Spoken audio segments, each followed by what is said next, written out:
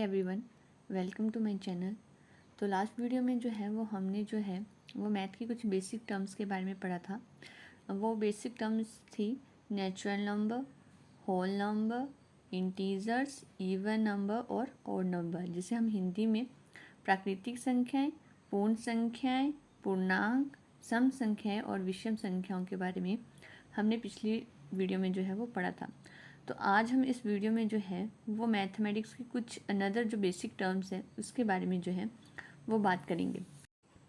तो हमारी आज की जो है वो फर्स्ट टर्म है प्राइम नंबर, जिसे जो है वो हम हिंदी में जो है वो अभाज्य संख्या कहते हैं।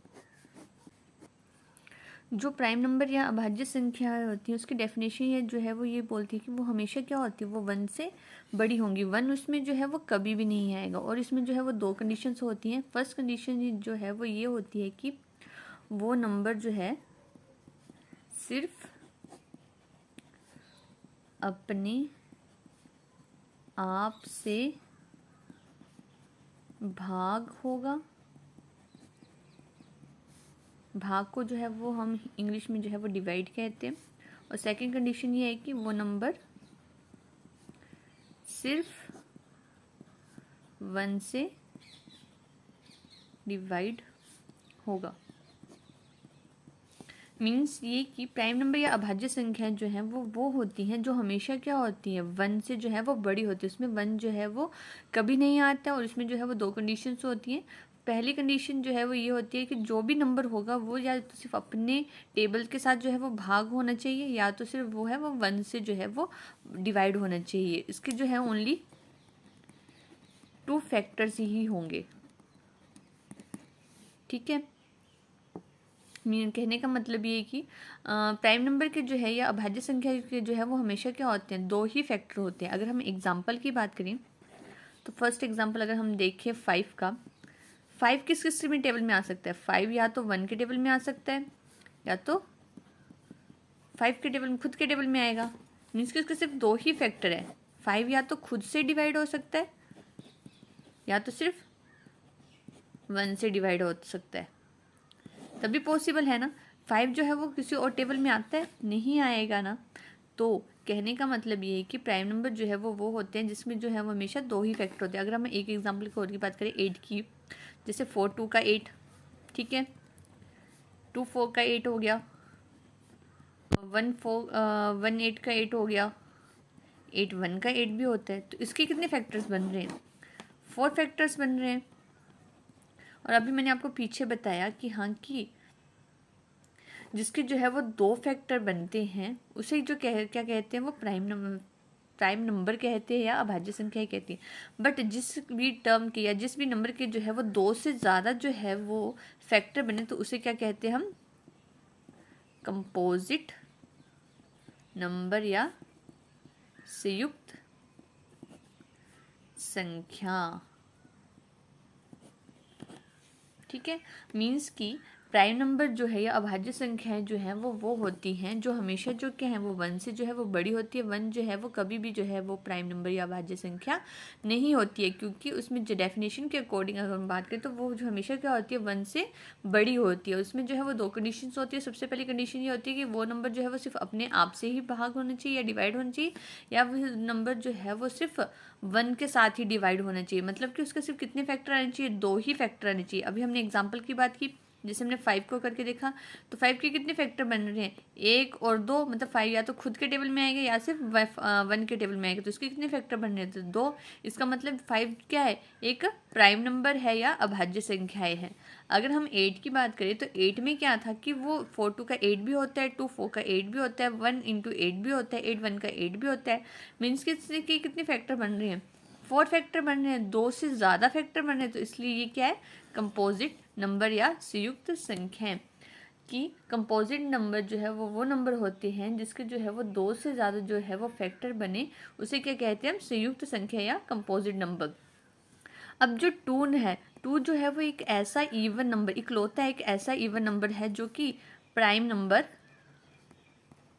है, या जिसे हम जो है वो अभाज्य संख्या है।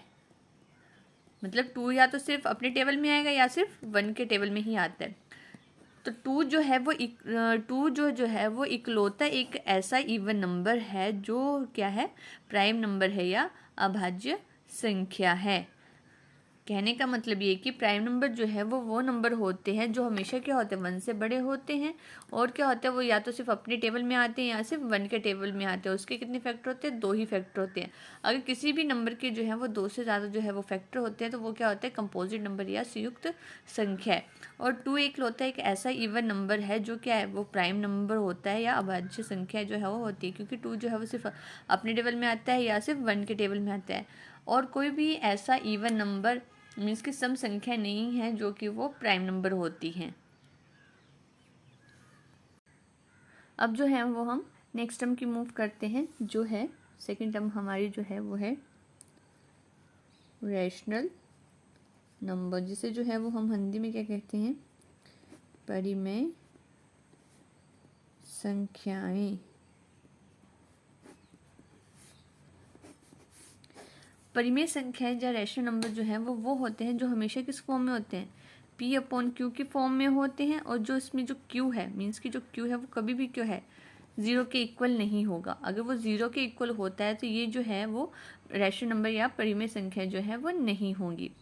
अब अगर मैं एग्जाम्पल की बात करें, जैसे 1/3 है, ये किस फॉर्म में है, P/Q की फॉर्म में है। ठीक है, इसमें P क्या है, 1 है, और Q क्या है, 3।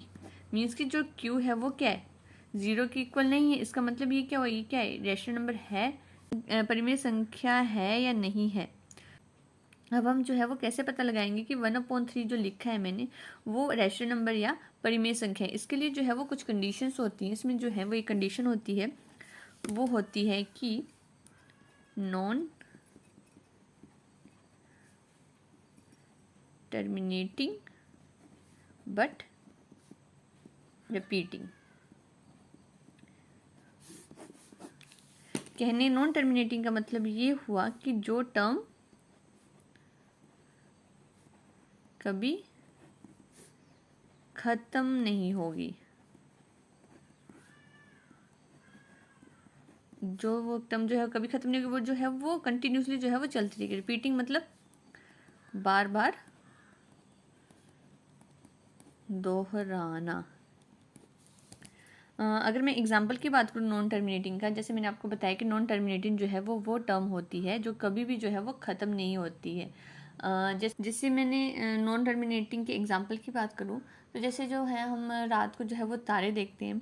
अगर हम रात में जो है वो तारों को जो है वो गिनना स्टार्ट करें तो हम जो है वो तारों को जो है वो गिन ही नहीं पाएंगे, क्योंकि वो इतने सारे हैं, वो कभी ख़त्म ही नहीं होते हैं। तो इसलिए वो जो है वो नॉन टर्मिनेटिंग आ गया। नॉन टर्मिनेटिंग मैंने आपको बताया जो टर्म जो है कभी भी ख़त्म नहीं होगी। रिपीटिंग का मतलब कि जो है वो बार बार जो है वो दोहराना। जैसे फॉर एग्जांपल अगर हम एग्जांपल की बात करें, जैसे जो है वो हर रोज़ जो है वो संडे, मंडे, ट्यूसडे, वेडनेसडे होता है।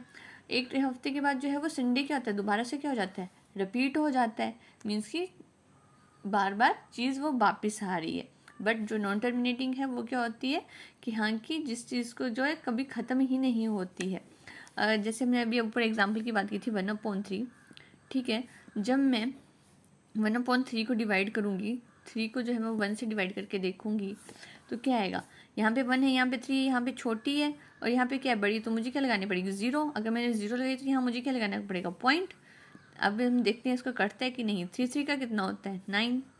फिर 1 बचा, फिर मुझे 0 लगानी पड़ेगी। 3 का कितना होगा, 9। फिर 1 बचा, फिर मुझे 0 लगानी पड़ेगी। 3 का कितना होता है, 9। फिर 1 बचा, फिर 0 लगानी पड़ेगी। 3 का कितना होता है, 9। फिर 1 बचा, फिर 0। ये कंटिन्यूसली चलता है। मीन्स कि ये कंटिन्यूसली ही चलता रहेगा, कब टर्म जो है वो कभी ख़त्म ही नहीं हो रही है। बट हाँ, हमने कंडीशन क्या बोली, non terminating but repeating. Means कि जो पॉइंट के वाली बाद वाली टर्म थी वो जो है वो कभी ख़त्म नहीं होंगी, बट साथ में पॉइंट के बाद जो डिजिट हैं वो नंबर जो है वो बार बार रिपीट होंगे, मतलब बार बार दोहराए जाएंगे। तो वो क्या चीज़ होगी, रैशनल नंबर या परिमेय संख्याएं। कहने का मतलब ये है कि रैशनल नंबर जो है वो नंबर होते हैं जो p अपॉन q की फॉर्म में होते हैं और q जो है वो उनका नॉट इक्वल टू 0 होता है।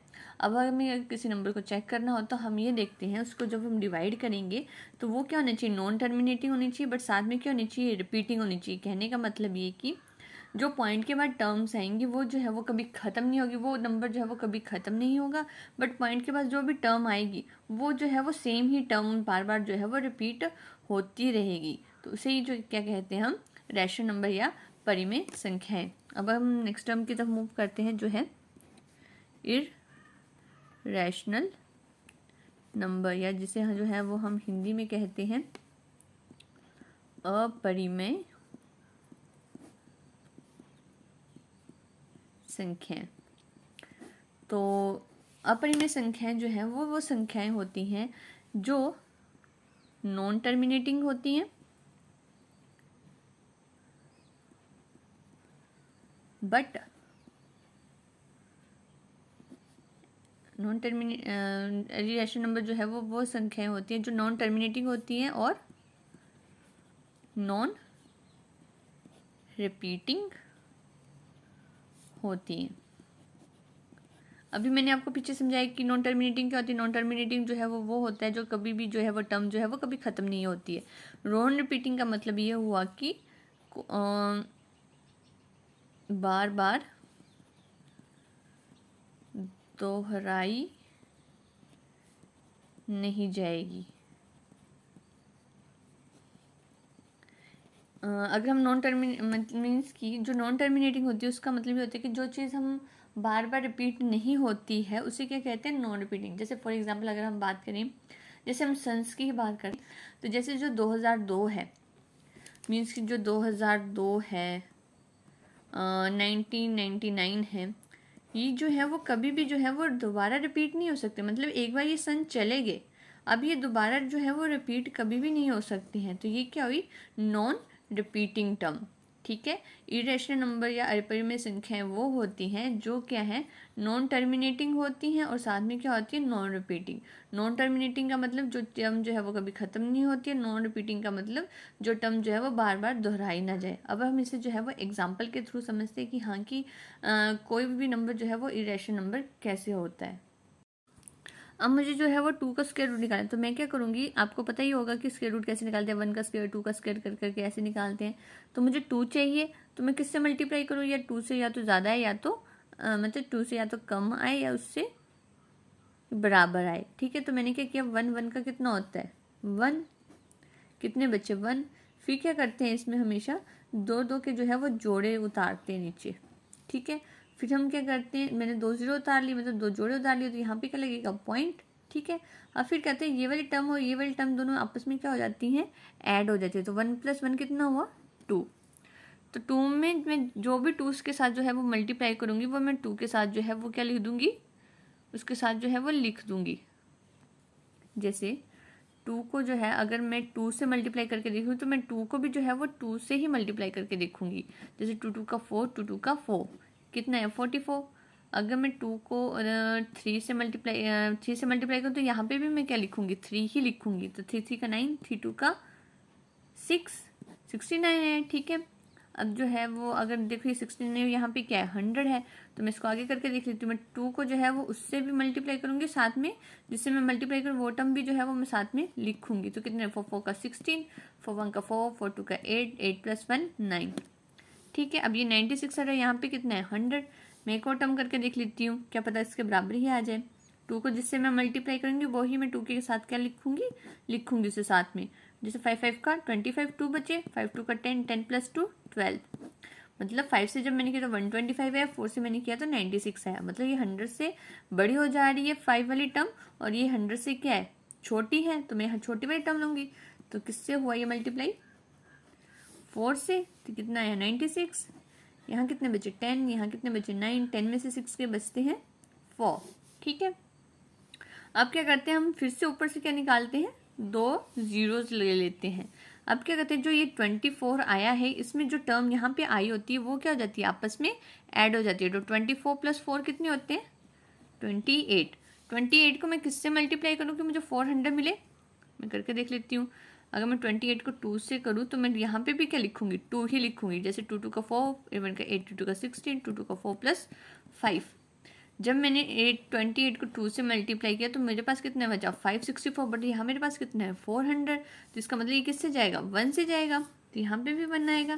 तो ये कितना है यहाँ पे, 281। यहाँ बचे 10, यहाँ बचे 9, यहाँ बचे 3। 16 में 10 में से जो है वो 1 के बचते हैं 9, 9 में से 8 के तो बचते हैं 1, 3 में से 2 के तो बचते हैं 1। फिर से आगे मैं क्या करूँगी, 2 जीरो निकालूंगी। तो ये क्या है, जो ये टर्म जो है वो कंटिन्यूसली ही चलती रहेगी। तो स्क्वायर रूट √2 कितना आया, 1.41, मीन्स कि आगे कंटिन्यूसली ही चल रहा है। अब देखिए कंडीशन क्या बोली थी कि हमने नॉन टर्मिनेटिंग में की, कंडीशन क्या बोली थी हमने इरेशनल या अपरिमेय संख्या में, कि वो क्या है, नॉन टर्मिनेटिंग, मतलब कि जो टर्म होगी वो जो है वो कभी खत्म नहीं हो रही है। तो ये कभी खत्म नहीं हो रही है टर्म।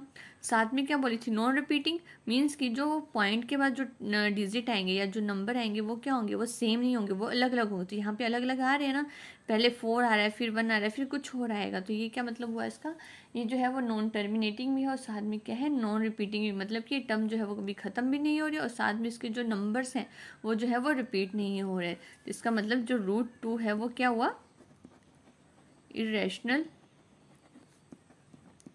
नंबर। अगर हम एक और एग्जांपल की बात करें, जैसे आपने पाई सुना होगा, इसकी वैल्यू जो है वो 22/7 होती है। पॉइंट में भी आपको वैल्यू पता है कितनी होती है, 3.14। और आपको पता है ये पाई की एग्जैक्ट वैल्यू नहीं है, क्योंकि इसके आगे बहुत सारे जो है वो डिजिट होते हैं। मतलब पाई की वैल्यू जो है वो कभी खत्म नहीं होती है, मीन्स कि वो क्या है, नॉन टर्मिनेटिंग, जो कभी चीज़ खत्म नहीं होती है। अब देखिए यहाँ पे पॉइंट के बाद कौन कौन से डिजिट आ रहे हैं, एक आ रहा है 1, एक आ रहा है 4। तो मतलब ये जो डिजिट है ये क्या हो रहा है, रिपीट नहीं हो रहे हैं, ये क्या हो रहा है, नॉन रिपीट हो रहे हैं। तो इसका मतलब क्या हुआ, पाई भी जो क्या है, इरेशनल नंबर। ठीक है, कहने का मतलब ये है कि मैं एक बार फिर से रिपीट कर रही हूँ कि रैशनल नंबर और इरेशनल नंबर क्या होते हैं। रैशनल नंबर जो है वो हमेशा क्या होते हैं, वो P/Q की फॉर्म में होते हैं। और Q क्या होता है, उसमें हमेशा ≠0 होता है।